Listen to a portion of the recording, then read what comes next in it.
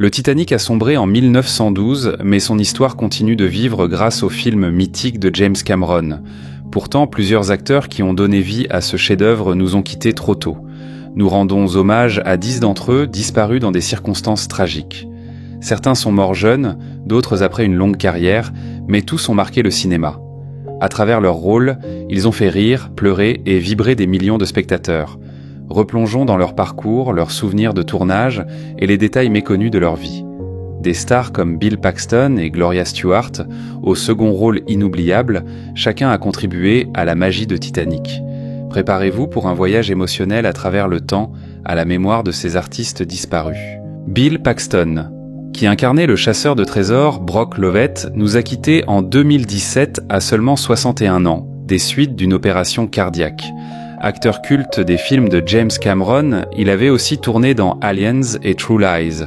Sur le tournage de Titanic, il adorait raconter des blagues pour détendre l'atmosphère. Il disait « Ce film était un marathon, mais chaque jour valait la peine ». Son personnage cynique mais attachant reste mémorable. Paxton était aussi réalisateur, signant le thriller Frailty. Une perte immense pour Hollywood, mais son héritage perdure. Comme le Titanic, Bill Paxton était une légende et comme le diamant de Rose, son talent était unique. Gloria Stewart, qui jouait Rose âgée, s'est éteinte en 2010 à 100 ans. Nommée à l'Oscar pour ce rôle, elle était la plus âgée des actrices jamais sélectionnées. Star des années 1930, elle avait mis sa carrière en pause avant de revenir triomphalement avec Titanic. Elle disait « Ce film m'a offert une seconde jeunesse ». Son interprétation mélancolique et sage a touché le monde entier. Malgré son grand âge, elle adorait raconter ses souvenirs avec DiCaprio et Cameron. Avant de mourir, elle a publié une autobiographie « I Just Kept Hoping ». Gloria Stewart était une survivante, tout comme Rose et comme le Titanic, son souvenir ne coulera jamais.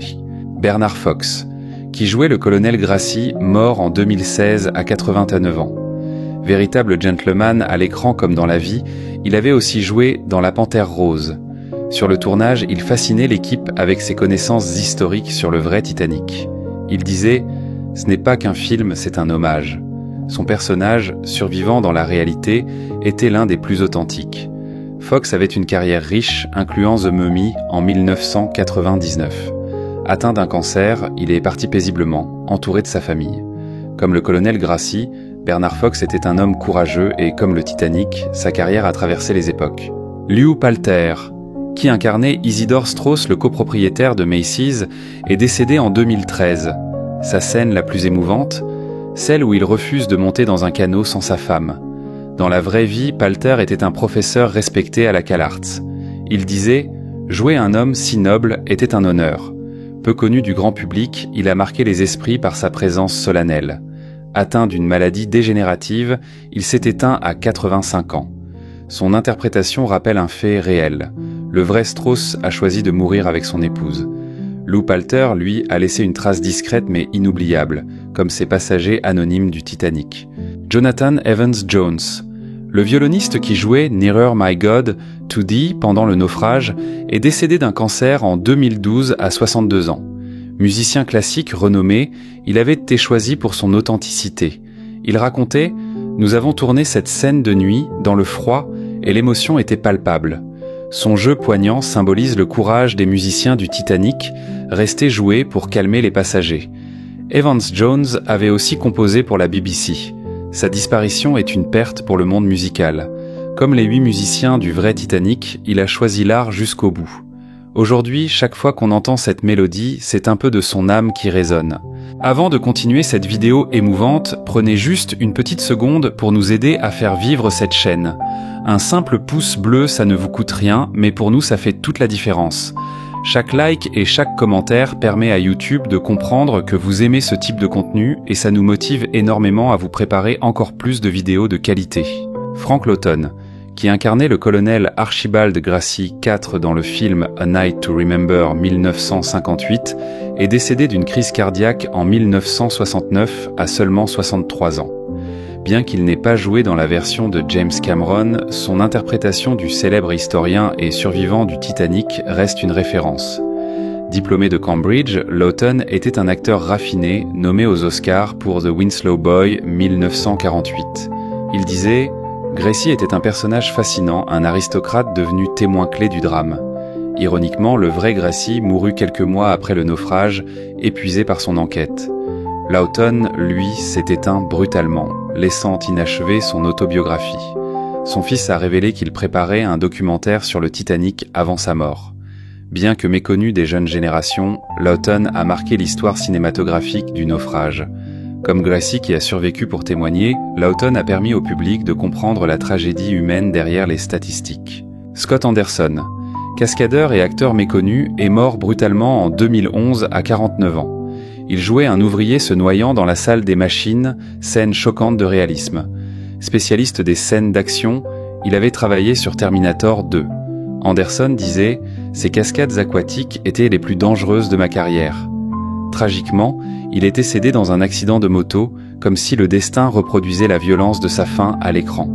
Son rôle, bien que bref, il incarnait l'héroïsme anonyme des ouvriers du Titanic. Aujourd'hui, les cascadeurs de Hollywood lui rendent hommage chaque année. Un destin brisé en pleine gloire, tel un iceberg frappant une coque. David Warner, l'inquiétant valet Spicer Lovejoy dans Titanic 1997, nous a quittés en 2020 2 à 80 ans des suites d'un cancer. Avec son regard glacial et sa voix distinctive, il a créé l'un des méchants les plus mémorables du film. Warner, acteur shakespearien primé, disait « Lovejoy représente l'ombre de la haute société, prêt à tout pour protéger les secrets de son maître. » Paradoxalement, dans la vraie vie, Warner était connu pour sa gentillesse et son humour. Il a tourné dans plus de 100 films, dont Tronette Time Bandits. Sa mort a provoqué une vague d'hommages à Hollywood. James Cameron le qualifiant d'acteur génial et humble. Warner avait une connexion tragique avec le Titanic. Son grand-père, marin, lui racontait enfant des histoires sur le naufrage. Comme Lovejoy disparaissant dans les eaux glacées, Warner s'en est allé discrètement, mais son héritage, lui, ne sombrera jamais. Terry Forrestal, qui incarnait le chef ingénieur Joseph Bell dans Titanic 1997, est tragiquement décédé en 2000 à seulement 53 ans. Cet ancien cascadeur professionnel, spécialisé dans les scènes dangereuses, avait insisté pour tourner sans doublure la séquence poignante où son personnage lutte jusqu'au bout dans la salle des machines inondées.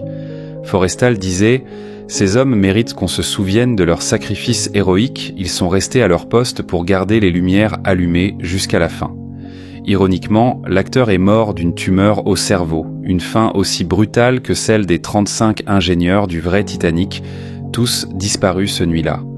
Originaire de Portsmouth, ville maritime historique, Forrestal avait une connexion profonde avec l'univers des navires. Son interprétation sobre et respectueuse a été saluée par les historiens. Aujourd'hui, une plaque commémorative au musée maritime de Southampton honore à la fois le vrai Joseph Bell et l'acteur qui lui a rendu hommage. Comme les machines du Titanic, qui ont fonctionné jusqu'au dernier moment, Forrestal a donné toute son énergie à son art. Ces 10 acteurs ont contribué à faire de Titanic un film immortel.